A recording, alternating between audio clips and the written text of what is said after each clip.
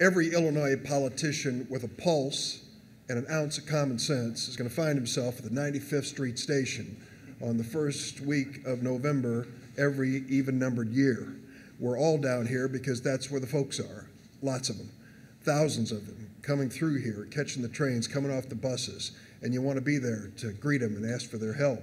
So some of us have seen it firsthand on a regular basis year after year and watched as the numbers continued to grow.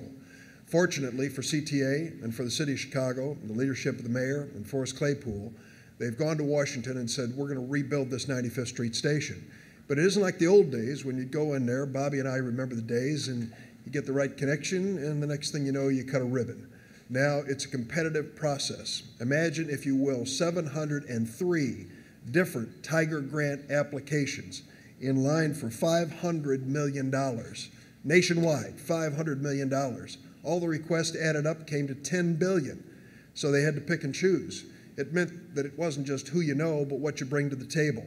And what we brought to the table on the 95th Street Station was a concept that was long overdue. Over 40 years, this station has been there and things have changed dramatically. An idea of making the Red Line and a lot of other CTA lines around this city ready for the 21st century, investments that are going to serve us for decades to come. Sharpen the pencils, keep your fingers crossed, and the announcement comes through. $20 million for the 95th Street Station. So that is a step forward. It's a good one. It's going to help the local people. It's going to help the local economy.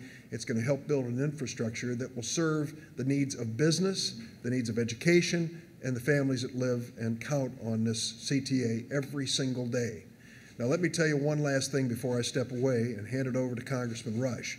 Bobby can tell you, and any member of the delegation who's paying attention can tell you, this is make or break week. Make or break week in Washington, D.C. for the federal transportation bill. If we don't get an agreement between the House and the Senate on a federal transportation bill, 61,000 jobs are at risk in the state of Illinois. 61,000 people from one end of the state to the other who go to work every single day and build the projects and the infrastructure that serves our great economy.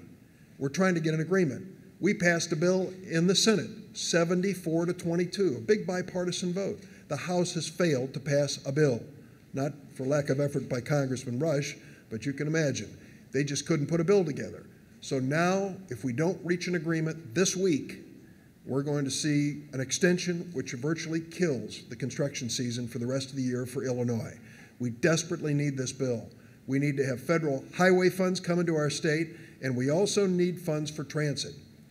It's not a well-guarded secret, but years ago, President Ronald Reagan and then Congressman Dan Rostenkowski cut a deal. Peter Rogoff can tell you from the federal administration, 20% of that federal gas tax goes to transit and buses.